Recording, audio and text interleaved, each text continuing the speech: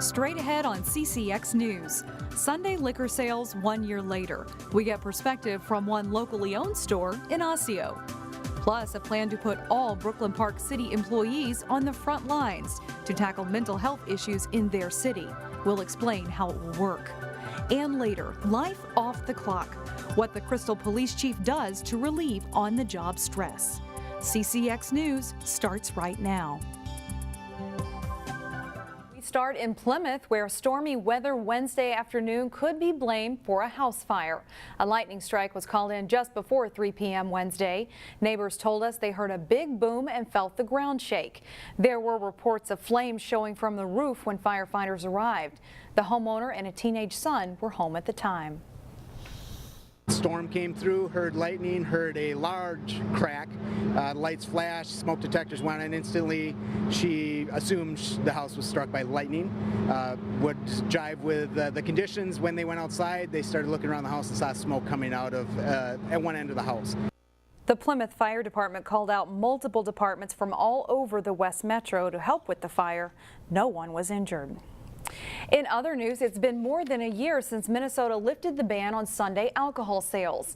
It's a move that's been great for customers who appreciate the convenience, but as Delane Cleveland reports, the liquor stores themselves have mixed feelings.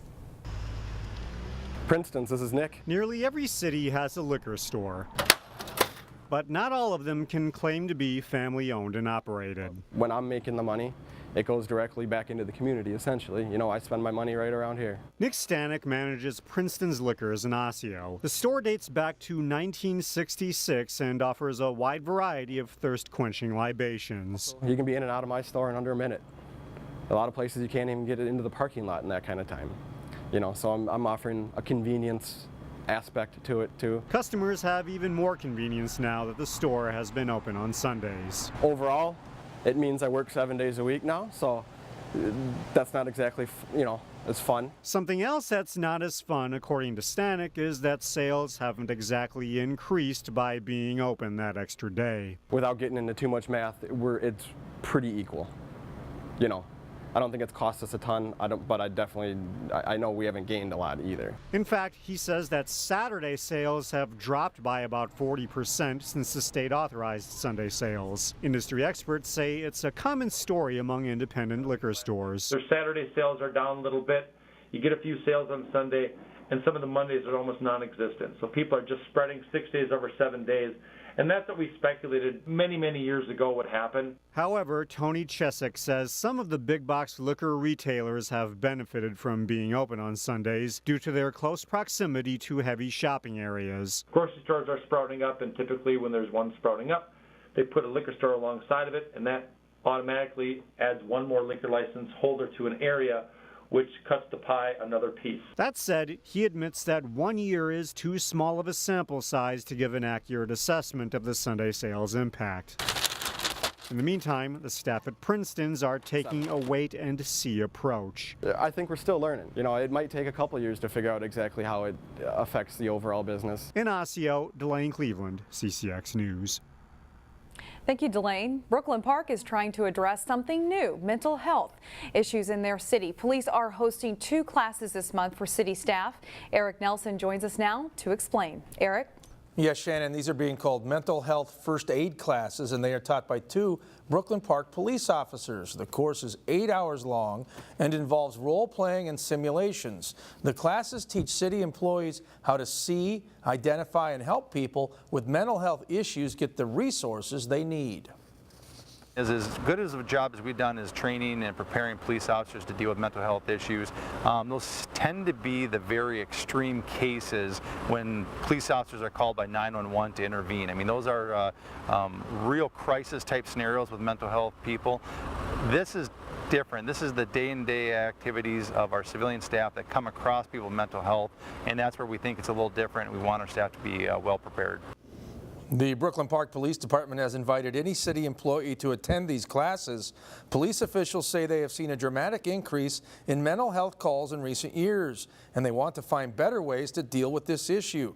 They believe having civilian staff be as prepared as their officers will be a positive step. Part of that is we have a lot of civilian staff citywide that interact with our residents, and some of those residents have mental health issues. And so part of this program was to train all of our civilian staff to be able to identify and properly assess those that have mental health issues while they're out in the public. Now, Brooklyn Park Deputy Police Chief Mark Bruley also says that removing the stigma of mental health is critical. Across the country, these courses are nothing new. Mental health first aid classes have been taught in the U.S. for 10 years. Shannon? All right. Thank you, Eric. Construction is underway on Wayzata School's 9th elementary school, a school that was approved by voters last November. This is drone video the school district released this week of the Plymouth construction site. The new school will serve 800 students when it opens in the fall of 2019. It will be similar in design to Meadow Ridge Elementary, which is also under construction this summer. In addition to that, school should accommodate 100 more students. 2 new businesses will open up in Maple Grove just in time for back-to-school shopping. But for an Osseo mother, these new stores are more than just a way of making a living. It's a delayed dream come true. If your children grow out of clothes before the clothes go out of style, they could get new life at 2 new Maple Grove stores. I just thought it was a great opportunity. I'm in the community. I live in Osseo. Erin Henty will run 2 franchise stores that are side by side. Children's Orchard for the kids, and NTY Clothing Exchange that caters to teens and young adults. Opening 2 stores has been, it's been an adventure for sure. An adventure that started with a dream for Erin and her husband. We knew during the time I had taken off that we wanted to open a business. We didn't know what that looked like. We didn't know any idea what industry we were going to get into. It was just an idea, like, we should open a business. But that never happened. A deadly accident cut that dream tragically short. My husband died in an explosion at work, and so that kind of threw us off kilter. During the grieving process, Erin came back to the dream of operating her own business. She investigated franchise opportunities. This company appealed to Erin. Not only does the store help families financially, but items that are not sold can be passed on to a local nonprofit. For me, it wasn't just a matter of opening the stores, it's a matter of how we can be able to give back and partner with our local communities. In the final days before the doors officially open to customers, Erin is training employees and preparing for a life change that she knows will be rewarding and perhaps a little healing as well. I just wanted to be able to make a difference, and I know he would want that as well. The doors officially open for Children's Orchard and NTY Clothing on Thursday, with prizes and celebrations planned throughout the weekend. It is located in a shopping center on Grove Drive. Still ahead, being a police officer can be a very stressful job. We'll show you how one local police chief burns off that stress. Plus, it's playoff time for American Legion baseball teams in the area. We'll catch up with them as the summer season winds down. But first, stormy weather clears off on Thursday for a beautiful Friday forecast. Welcome back. You can imagine how stressful it can be at times for a police chief. Crystal Police Chief Stephanie Revering has had her share of on-the-job stresses. She's been chief for almost 6 years. What does she do for stress relief? Reporter Sonia Goen shows us what she likes to do when she's off the clock.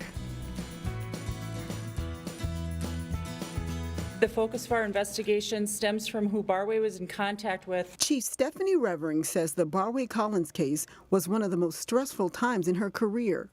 That's the case of the 10-year-old boy murdered by his own dad. Music has always helped me throughout my life, and definitely during the Barway Collins case. It was during that time her husband encouraged her to pick up the acoustic guitar. He surprised me one day, came home with this guitar, and bought me a couple music books. Music helps to soothe her soul. It is a stressful job, and to relieve that stress we have to have an outlet, and it does relieve a lot of stress for me. Reverend first learned to play the instrument while in the 5th grade. I went to Sister Mary Donata's office and I said, I really want to play guitar, and she said, well, I know how to teach guitar. However, life got in the way and she took a break from playing.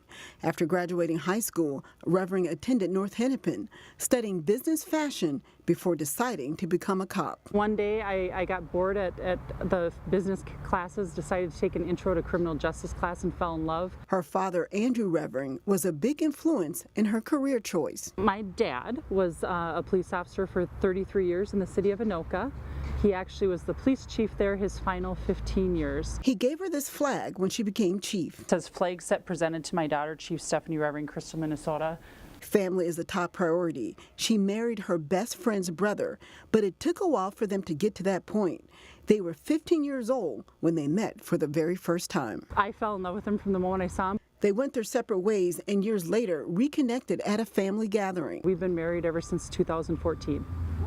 And I have 2 adult stepchildren, 2 boys who live in Wisconsin. While her career and family were in the forefront, Revering says her love for music was always playing in the background. I love the new stuff, the Ed Sheeran stuff. I can't play any of his music, but I love his acoustic guitar songs. We met the chief at Becker Park for a mini concert. I have to play a lot of slower music because I, for some reason, don't have the rhythm to play quicker. She enjoys playing folk music because they're simple, 3 or 4 chords. And while a tragic situation returned her to strumming, it's a passion she's not going to let go of anytime soon.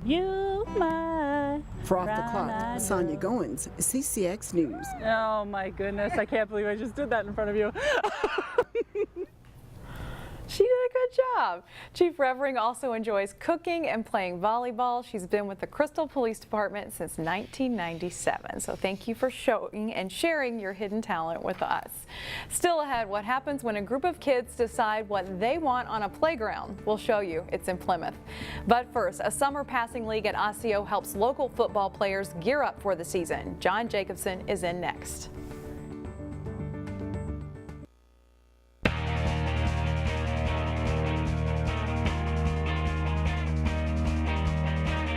John Jacobson with sports. The State American Legion Baseball Tournament gets underway August 2nd in Edina. The sub-state tournaments this week qualify teams for that. Wayzata plays in sub-state 4 and they face St. Louis Park in the second round game. Wayzata pitcher Sam Westermeyer works out of a jam by starting the 1-6-3 double play. Nice play all around there for post 118. That ends the second inning with no score. In the third inning, Wayzata breaks through when Brendan Albert drives one deep to left center field, and this is gone. Not only a home run, it's a grand slam, and it's 4-0. Wayzata after 3. Wayzata adds to its lead in the fourth inning. With the bases loaded again, Nick Kay ropes a drive into the gap. Keegan Nickel and Delaney Dahl score. Adam Castle holds at third base. They lead 6-0 on the double by Kay. Westermeyer continues his strong start in the fifth inning. He gets the park batter to pop out to Kay at first base. That ends the inning and leaves the bases loaded. It's 7-1 Wayzata through 5. Seventh inning, and Blake Ask adds a run-scoring single to left, bringing home Albert with another run. Wayzata wins 9-2. They're scheduled to face the Hopkins Flyers Wednesday night in Delano, weather permitting. Osseo is the host team for the Sub-State 11 Legion Tournament. Play got started Tuesday with 2 losers out first-round games. Rogers taking on Big Lake in one of those games at Memorial Field. Top of the first, bases loaded. Rogers' Christian Meyer with a hit up the middle to score Brandon Welch and Bryden Haggerty. The Royals get 4 total. They take control early. Big Lake hoping to rally in the bottom of the first. Rogers, though, a nice tight 5-4-3 double play, killing the potential rally. Top of the third, Reed Olson lifts a fly ball that drops for a 2-out hit and scores Garrett Van Isle. The Royals lead 7-0 after 2.5. To the bottom of the seventh, Big Lake tries to rally, but the comeback ends. Rogers center fielder Haggerty snags the fly ball and then fires home to nail the runner. Rogers wins 8-4. Second round games going on today, Wednesday, again with a potential for evening rain.